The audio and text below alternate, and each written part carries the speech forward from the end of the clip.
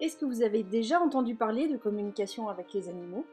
Ça consiste par exemple à demander à un chien pourquoi il passe des heures à aboyer devant le portail de sa maison alors qu'il n'y a personne dans la rue, ou encore à expliquer à son chat qu'il va aller vivre dans une autre maison.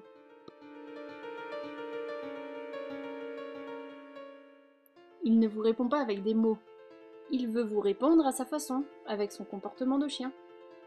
Et s'il existait une autre façon de communiquer avec lui, avec un langage universel, que tous les animaux pourraient comprendre?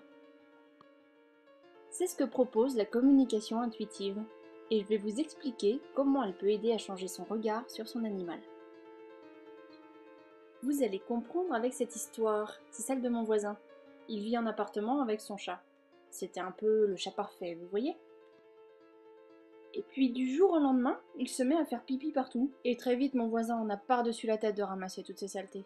Il pense que son chat fait exprès parce qu'il n'est pas content de quelque chose, et finalement il décide de donner son chat à des gens qui habitent dans une maison, parce qu'il ne supporte plus la situation. Alors je lui conseille d'en parler à une personne qui pratique la communication avec les animaux, avant de prendre sa décision. La communication permet d'établir que le chat ressent des douleurs quand il urine, et que c'est très inconfortable pour lui. En plus, c'est tellement incontrôlable et urgent qu'il n'a pas le temps d'aller jusqu'à sa caisse.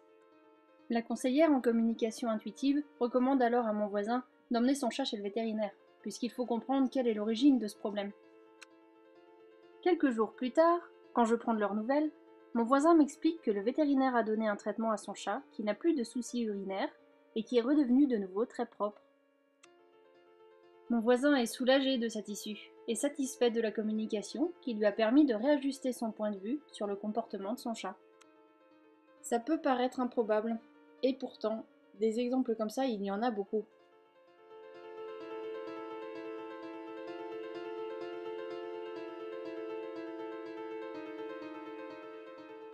La communication intuitive, c'est une méthode de communication qui permet d'établir une relation psychique avec les animaux, quelle que soit leur espèce. Elle a pour objectif principal le bien-être général de l'animal et contribue à apporter de l'harmonie dans sa relation à l'humain. Elle a été développée dans les années 80 par la vétérinaire française Anna Evans, qui l'enseigne par le biais d'ateliers à la fois théoriques et pratiques. Tout le monde peut apprendre à communiquer avec les animaux, qu'ils soient domestiqués ou non. La communication intuitive est possible si l'on considère l'animal comme un être vivant doué de sensibilité. On peut alors accepter qu'il éprouve des émotions et des sentiments. Communiquer, ça veut dire mettre quelque chose en commun. La communication intuitive, c'est mettre de l'invisible en commun. C'est comme trouver une longueur d'onde entre l'humain et l'animal, qui permet de recevoir ou d'émettre des messages. Ces informations se transmettent sous forme de pensées-images, de sons ou de sensations. Et elles sont véhiculées par les canaux de perception communs à l'homme et à l'animal. Ce sont nos 5 sens.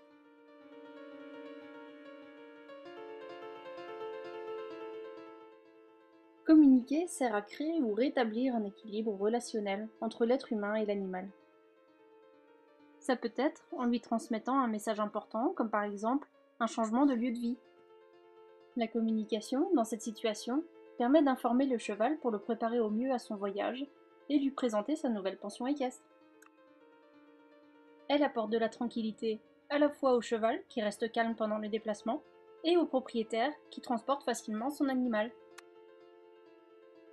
Ça peut être aussi en demandant à l'animal s'il a un message pour son propriétaire, ce qui permet de trouver une explication à une situation qui paraît bloquée, comme ici, celle d'un chat qui se met à refuser sa nourriture. La conseillère reçoit comme information que la nourriture du chat est imprégnée par l'odeur de cigarette, ce qui est insupportable pour lui. La propriétaire et la conseillère réfléchissent alors ensemble à une solution, et décident de ranger la nourriture du chat dans une boîte hermétique et de le faire manger dans une pièce non enfumée.